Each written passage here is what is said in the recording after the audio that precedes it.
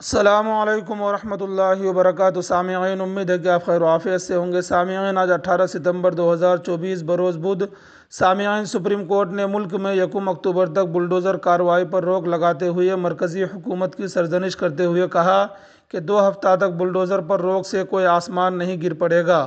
Bench نے ایک مرتبہ پھر واضح کیا کہ اس کے احکامات غیر قانونی تعمیرات کے بارے میں نہیں، تاہم کہا کہ اگر ایک بھی غیر قانونی انہدامی کارروائی ہوئی تو اس کو آئینی اخلاقیات کے خلاف تصور کیا جائے گا۔ مرکزی حکومت کے ذریعے ملک گیر سطح پر اس طرح کی روک عائد کرنے پر اعتراض کو مسترد کرتے ہوئے عدالت عظمیٰ نے کہا کہ وہ آئین کے آرٹیکل 142 کے تحت اپنے خصوصی اختیارات کا استعمال کرتے ہوئے یہ احکامات جاری کر رہی ہے۔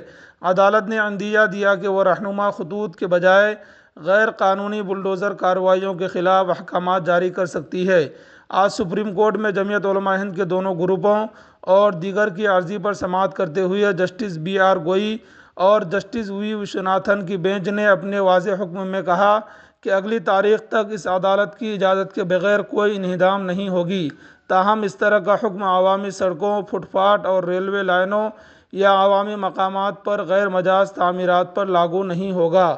سامعین، اس پر صدر جمعیت علماء ہند مولانا ارشد مدنی نے سپریم کورٹ کے عبوری فیصلے کا خیر مقدم کرتے ہوئے امید ظاہر کی ہے کہ 1 اکتوبر کو عدالتی فیصلے سے ان طاقتوں پر کاری ضرب لگے گی جو خود کو عدالت اور قانون سمجھنے کی خوش فہمی کا شکار ہو کر بلڈوزر کارروائی کو اپنا قانونی اختیار سمجھنے لگی تھی۔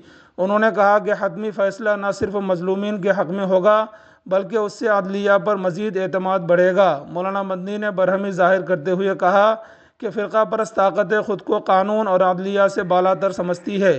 یہ سوچ انتہائی خطرناک ہے اور جمہوری عمارت جس ستونوں پر کھڑی ہے ان میں سب سے مضبوط ستون عدلیہ کا ہے۔ عدلیہ کی بالادستی کو کمزور سمجھنے کی کوشش دراصل جمہوریت کو کمزور کرنے کی کوشش ہے۔ سامعین، اس رپورٹ سے متعلق آپ کی کیا رائے ہے؟ کمنٹ کر کے ضرور بتائیں۔